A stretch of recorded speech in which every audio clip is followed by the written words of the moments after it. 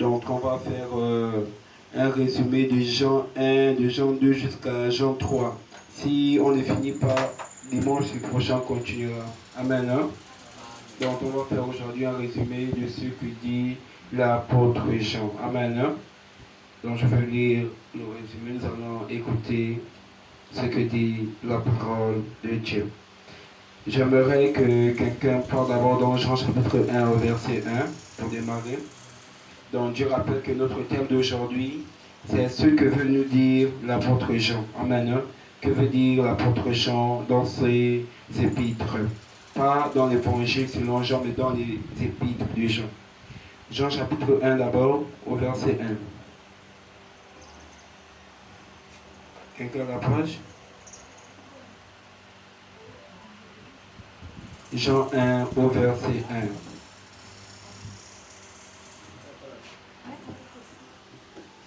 Alléluia. Je rappelle le thème, c'est ce que veut dire l'apôtre Jean.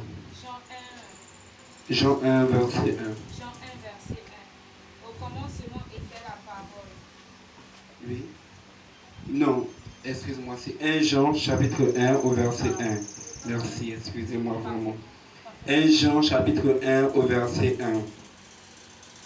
On est dans les épîtres de Jean, pas l'évangile selon Jean. Donc 1 Jean chapitre 1 au verset 1.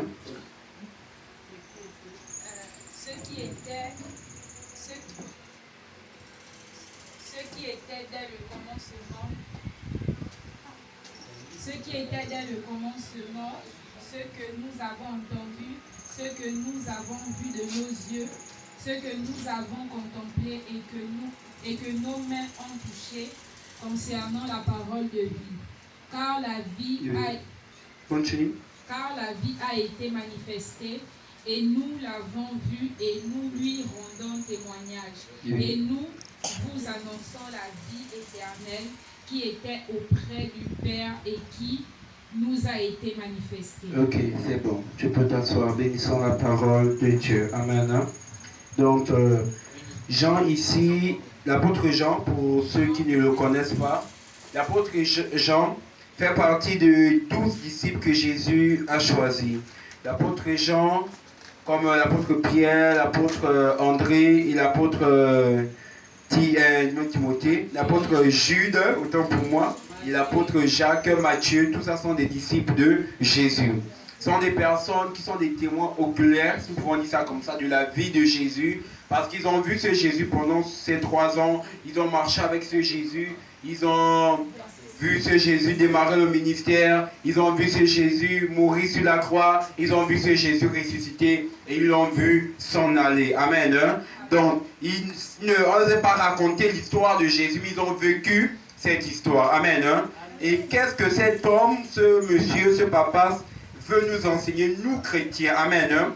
Pourquoi depuis 2000 ans, sa lettre a duré comme ça? Pourquoi Dieu a permis que sa lettre dure? Ça fait 2000 ans que Jean a écrit cette lettre.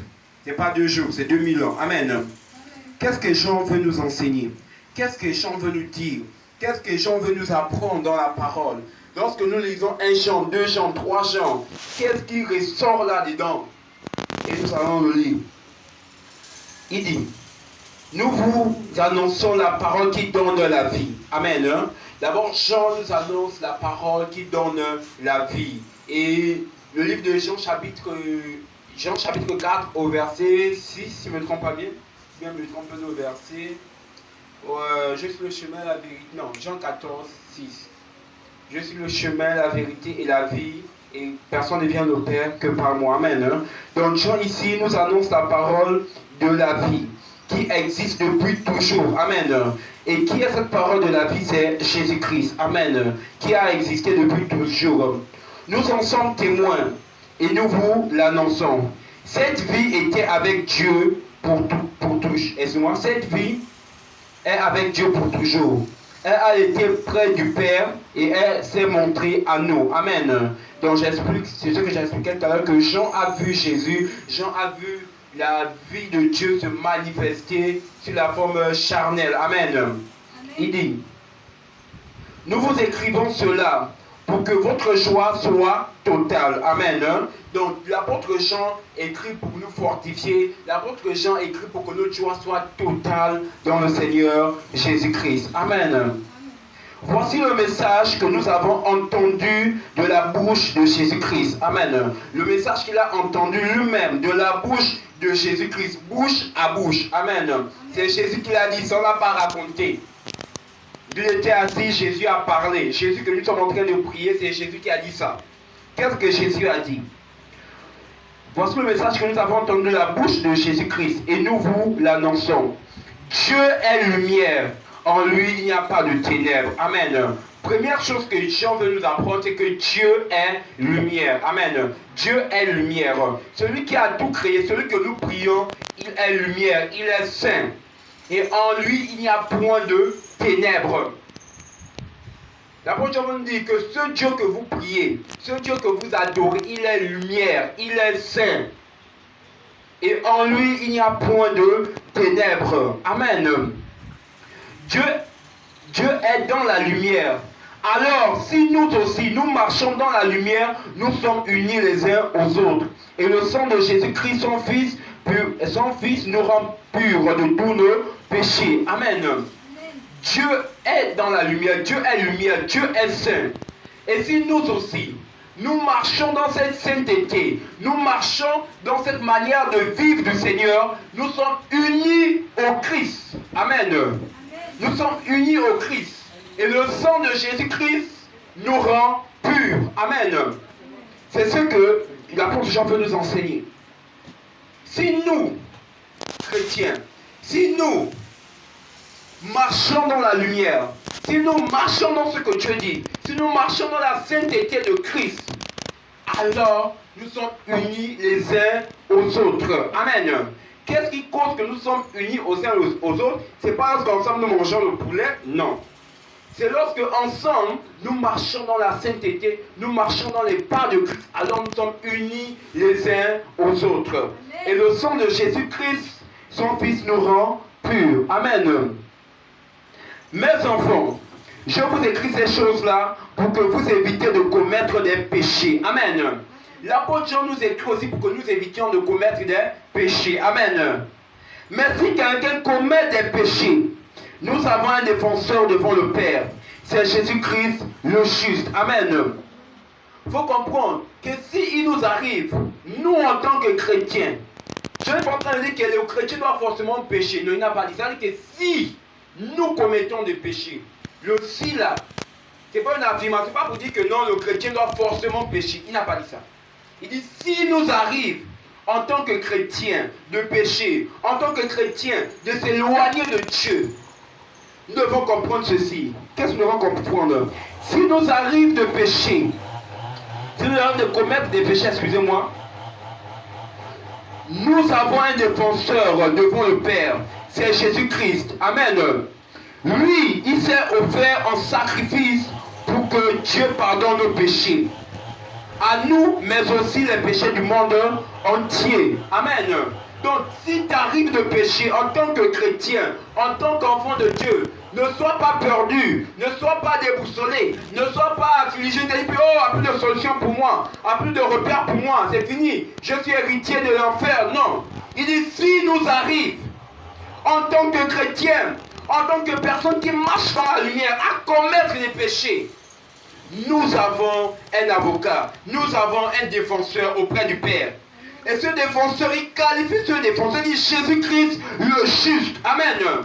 Jésus-Christ le juste, celui qui n'a jamais commis de péché. C'est lui que nous avons en tant que défenseur auprès du Père. Et qu'est-ce qui permet à ce que lorsque Jésus prie, qu'est-ce qui permet à ce que Jésus défend notre cause? Et que Dieu a fait parce que quoi? Jésus-Christ, il n'a jamais offensé Dieu. Et Jésus-Christ, il s'est offert lui-même en sacrifice. Amen. Voilà pourquoi lorsque tu pêches et que tu viens auprès de Jésus, c'est comme, je sais pas, une personne qui a commis un vol. Il vient auprès d'un avocat, il dépose son dossier. Ah, voici, voilà. L'avocat, il vient devant le juge et il expose le sujet, il défend son client. Amen. C'est la même chose que Jésus-Christ fait pour nous. Mais Jésus-Christ, il présente sa cause. Il dit, oui, cet homme est pécheur. Oui, cet homme a commis des erreurs, je sais. mais je suis déjà mort pour lui. J'ai déjà payé ce prix pour lui sur la croix du calvaire. Amen. Jésus-Christ est mort pour nos péchés. Non seulement les nôtres, mais aussi ceux du monde entier. Amen. Bien avant même que ces jours n'arrivent, il y a 2000 ans de cela, à Jérusalem, en Israël, sur une croix, à cette époque, c'était les Romains qui fabriquaient cette croix pour punir les malfaiteurs. Cet homme qu'on appelle Jésus-Christ est déjà mort pour tes péchés. Et lorsqu'il t'arrive de pécher, tu viens devant Jésus. Ah Jésus, tu me connais, je suis faible. J'ai commis des erreurs. S'il te plaît, pardonne-moi. Et Jésus vient auprès du Père. Lui, c'est un pécheur. Lui, il fait des mauvaises choses. Mais, à cause du sacrifice que j'ai fait sur la croix, pardonne-lui. Amen. Donc, comprenons ceci. Si nous arrive de pécher, nous avons un avocat auprès du Père. Si nous gardons les commandes de Dieu, nous savons que nous le connaissions. Amen. Qu'est-ce que Jean va encore nous apprendre? Il veut nous apprendre que si nous gardons les commandements de Dieu, si nous gardons ce que Dieu a dit, si nous gardons ce que Dieu nous a enseigné, nous connaissons Dieu. Amen. Celui qui ne connaît pas Dieu, c'est celui qui ne garde pas ses commandements.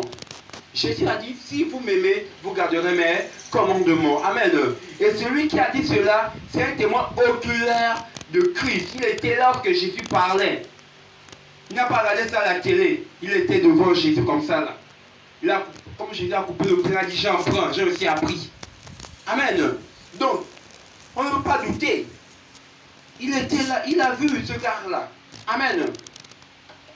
Il dit, si nous gardons les commandements de Dieu, nous savons que nous connaissions Dieu. Amen.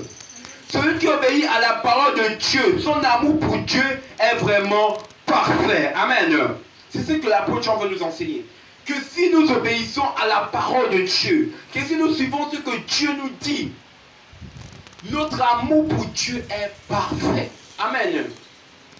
Mais si tu dis que tu aimes Dieu, Dieu te dit ne mens pas, tu mens. Tu ne l'aimes pas. Tu as un amour malhonnête. Amen. Si nous gardons ces commandements, si nous croyons en ce qu'il a dit, l'amour que nous avons pour Dieu est parfait. Amen. Alléluia. Si quelqu'un dit, Amen, je reste uni à Dieu, il doit vivre comme Jésus a vécu. Je voudrais souligner cela. L'apôtre Jean nous enseigne ceci, que si nous disons, nous sommes unis au Christ, nous sommes unis à Dieu, nous sommes enfants de Dieu, nous sommes héritiers de la nouvelle Jérusalem, il y a une condition à remplir. Nous devons aussi vivre comme le Christ a vécu. Amen. Si nous disons que nous sommes unis au Christ, mais que nous ne vivons pas comme le Christ a vécu, nous sommes désunis du Christ. Nous sommes loin du Christ. Parce que tu peux pas dire que je suis comme, je sais pas, je suis comme Christ, mais tu manifestes les choses contraires du Christ. Voilà pourquoi lorsque les pharisiens ont dit, nous sommes enfants d'Abraham, Jésus a dit non, votre père c'est pas Abraham, c'est le diable. Parce que si vous étiez enfant d'Abraham, vous manifesterez les œuvres de votre père Abraham, mais vous manifestez les œuvres de votre père Satan. Amen. Si nous sommes des enfants de Dieu, si nous sommes unis au Christ, nous devons aussi vivre comme le Christ a vécu. Voilà pourquoi je vous renvoie encore à lire l'évangile selon Jean. Et il montre comment le Christ a vécu. Qui était le Christ? Qu'est-ce que le Christ faisait? Celui que tu pries, comment il était sur la terre? Qu'est-ce qu'il faisait? Et si tu es uni à cette personne, si cette personne vit en toi, on doit retrouver les mêmes caractéristiques de cette personne en toi. Amen. Si Jésus est vraiment en nous, nous devons aussi manifester sa nature. Amen. Il dit encore, amis très chers, ce n'est pas un commandement nouveau que je vous écris. Ce commandement ancien, c'est la parole que vous avez entendue. C'est pourquoi je vous écris ce commandement nouveau. Amen. En Jésus-Christ. Si quelqu'un dit, je suis dans la lumière, mais s'il était son frère ou sa sœur, celui-là est encore dans les ténèbres. Amen. L'apôtre Jean nous dit que que le commandement nouveau que Jésus nous a amené, c'est ceci. Si nous disons que nous sommes dans la lumière, si nous disons que nous appartenons à Christ, si nous disons que nous sommes saints, mais que nous n'avons pas de considération pour des frères, nous n'aimons pas des frères, nous nous mentons nous-mêmes parce que nous sommes dans les ténèbres. Amen. La lumière n'est pas en nous. Christ ne vit pas en nous. Christ est loin de nous. Très loin. Amen. Il a dit que nous devons vivre comme lui-même a vécu. Christ a aimé tout le monde. Il a donné sa vie pour eux. Si nous aussi, nous disons que nous sommes enfants de Dieu, nous sommes dans la lumière, nous devons aussi aimer nos frères. Car si tu détestes un frère, tu n'es pas dans la lumière. Tu n'es pas dans la vie de Christ. Amen. Tu n'es pas chrétien, mais tu es loin de Dieu. Amen. Celui qui aime son frère ou sa sœur reste dans la lumière et il ne risque pas de tomber dans le péché. C'est ce que l'apôtre Jean nous apprend. Que si nous aimons nos frères, si nous aimons nos sœurs, d'un amour fraternel, d'un amour en Jésus-Christ, nous ne risquons pas de tomber dans le péché. Pourquoi tu tombes dans le péché? Pourquoi tu pêches tant? Parce que, à l'intérieur de toi, des fois, tu détestes un frère. Parce que lorsque tu détestes un frère, tu pourras avoir de l'orgueil envers ce frère. Tu pourras avoir de la jalousie envers ce frère. Tu pourras avoir du mépris envers ce frère. Et ce mépris que tu auras envers ce frère sera un péché contre Dieu. Et sera une porte pour le diable dans ta vie. Amen. Mais si tu aimes ce frère, tu chercheras à vivre dans la sainteté pour Dieu.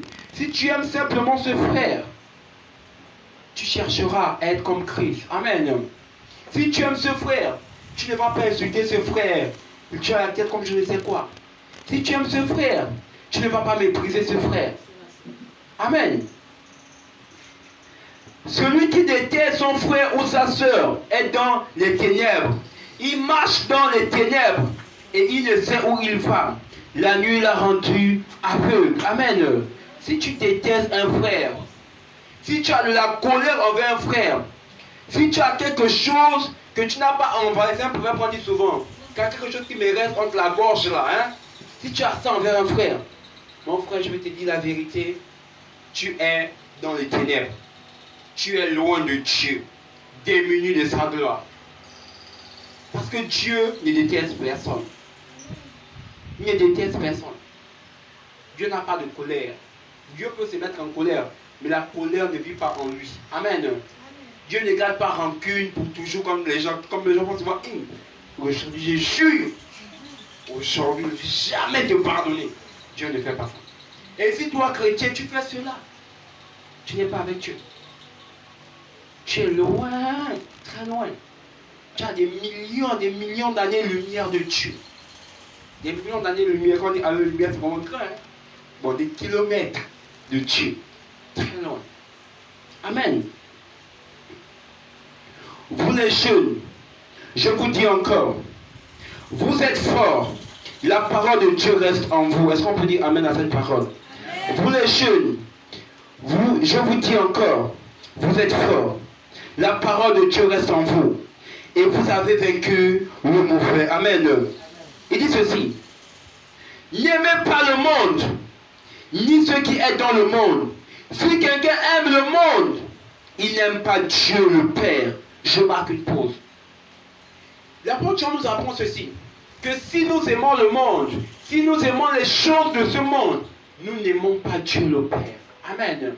Voilà pourquoi Jésus a dit, aucune personne ne peut servir deux maîtres à la fois. Tu ne peux pas dire que tu aimes Dieu et tu aimes à la fois maman. C'est impossible.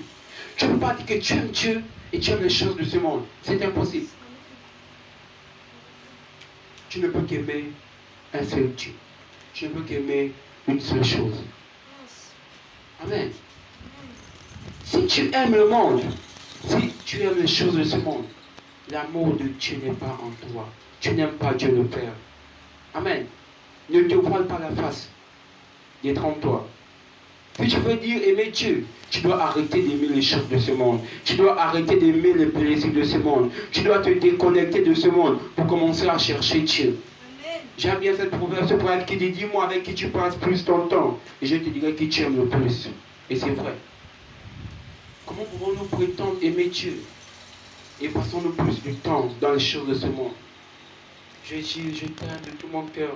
Je t'aime, tu le sais. Mais toutes tes journées devant les choses de ce monde. Et pour Dieu, Seigneur, je te bénis pour cette journée. Amen. Tu te réveilles. Seigneur, je te bénis pour cette journée que tu m'as accordé de vivre. Amen. Et toute la journée, c'est le monde qui prend le dessus. Et tu n'aimes pas Dieu. Car aimer Dieu, c'est désirer être avec lui. Aimer Dieu, c'est désirer passer du temps avec lui. Passer du temps dans sa présence. L'entendre. Juste entendre sa voix. Vous savez, lorsque tu aimes quelqu'un, lorsque tu entends simplement sa voix, tu es content, tu es heureux. Tu as du mal même à passer même 1 heure ou bien quelques jours sans entendre sa voix, ça t'est dérangé. Mais toi, si pour toi c'est normal que tu passes 1 mois, 3 mois, 4 mois, pour d'autres même 1 an, sans même entendre que Dieu te dise, ah, tu ne l'aimes pas. Tu aimes le monde. Amen. Il dit, le monde ne dure pas. Et les mauvais désirs ne durent pas non plus. Amen. Le monde que nous voyons là ne dure pas. Et ces mauvais désirs aussi ne vont pas durer. Tout ce que nous voyons dans ce monde, toutes ces choses qui sont beaux, magnifiques, excellentes dans ce monde, ne durera pas. Va passer. Va passer. La preuve en est, tu n'es plus un bébé. Tu as vieilli. Tu vois? Tu vois? Après demain, tu auras 50 ans. Tu seras vieux avec les cheveux blancs. Tu vois? Ta beauté, que tu te vantes de cela. Ah, je suis belle. Ah, je suis beau. Je suis mignon. C'est un mignon gars. Et c'est une fille canon. Regarde ton miroir à 100 ans. Tu verras si tu es encore canon. Amen. Les rides ont transformé. Amen. Mais celui qui fait ce que Dieu veut, celui-là vit pour toujours. Oh, j'aime cet amour, Jean. Oh, il dit des choses clairement. Il dit que celui qui aime Dieu, celui qui fait ce que Dieu veut, lui, il vit pour toujours. L'amour, Jean n'est pas en train de dire que celui qui fait ce que Dieu veut ne mourra pas. Hein? C'est vrai, tu peux mourir. Mais il parle ici de la vie éternelle, le bonheur. Celui qui fait ce que Dieu veut. Or, cet homme-là, il vit pour toujours. En lui, il n'y a pas de mort. Amen. L'apôtre Jean va encore nous apprendre quoi? Mais, vous avez reçu l'Esprit de Dieu. C'est ce que l'apôtre Jean veut nous apprendre. Mais, vous avez reçu l'Esprit de Dieu. Pour dire Amen à cela. Mais, vous avez reçu l'Esprit de Dieu. C'est le Christ qui vous l'a donné. Voilà pourquoi vous tous, vous connaissez la vérité. Amen. Pourquoi nous connaissions la vérité? Parce que nous avons reçu l'Esprit de Dieu. J'aimerais dire à quelqu'un quelque chose. Si tu as accepté réellement Jésus-Christ dans ta vie, il t'a scellé du sceau du Saint-Esprit et tu as reçu l'Esprit de Dieu. Et c'est à cause de l'Esprit de Dieu que Jésus t'a donné que tu connais la vérité qui est Christ. Amen. Mais vous avez reçu l'Esprit de Dieu. Amen. L'apôtre Jean nous apprend ceci. L'Esprit de Dieu vit en nous. Nous l'avons en nous. Quelle joie magnifique. Nous avons reçu l'Esprit de Dieu. Amen. Qui est le menteur? Qui est le menteur? Celui qui dit Jésus n'est pas le Christ. C'est ce que l'apôtre Jean veut nous apprendre aussi. Qui est menteur? Celui qui renie Christ. Celui qui refuse de croire que Jésus est le sauveur du monde. Il se ment à lui-même. Et il ment à ceux qui l'écoutent. Amen. Voilà l'ennemi du Christ. Amen. Qui est ennemi de Christ? Celui qui le rejette, celui qui dit qu'il n'est pas Christ. C'est lui-là l'ennemi de Christ. C'est lui-là l'antichrist. Ne le cherche pas d'abord loin. Il est d'abord là devant toi. Si tu dis que Christ, si tu refuses de croire que Christ est le sauveur du monde, que Christ est celui qui peut te délivrer de ta situation, c'est toi qui es menteur. C'est toi qui es l'ennemi de Christ. Tu vois une telle personne, tellement dure d'oreille, tellement orgueilleux, et refusent de croire que Christ est le sauveur du monde, que Christ est le salut, que Christ est le sauveur, c'est lui le menteur, c'est lui l'ennemi du Christ. Amen. Ils rejettent Jésus-Christ le Fils et le Père. Amen. Si tu refuses de croire en Jésus-Christ comme ton Seigneur et ton Sauveur, tu rejettes Jésus-Christ et tu rejettes le Père. Amen. Alléluia. Jésus a dit, celui qui me rejette, rejette aussi le Père qui m'a envoyé. Et c'est la même chose que Jean le Père qui veut dire. Amen. C'est pourquoi, gardez en vous les paroles entendues depuis le début. Amen. C'est pourquoi gardons en nous les paroles entendues depuis le début. Amen. Toutes ces paroles, tous ces enseignements que tu as entendus depuis le début, garde cela en toi. Ok. Si la parole entendue reste en vous, vous aussi, vous restez unis au Fils et au Père. Voici ce que j'ai voulu vous écrire. Tous ceux qui veulent vous tromper. Amen. C'est pourquoi restez unis au Christ, comme le Saint-Esprit vous l'a appris. Amen. Le Saint-Esprit nous apprend à rester unis au Christ. Amen. Oui, mes enfants, restez unis au Christ. Alors quand il paraîtra, nous serons pleins de confiance. Ce jour-là, nous le verrons. Excusez-moi. Ce jour-là, nous ne serons pas couverts de honte devant lui. Amen. Le dimanche prochain, nous allons continuer sur ce que veut nous enseigner l'apôtre Jean. Amen. Que le Seigneur nous bénisse abondamment. Gardons la parole entendue. Amen.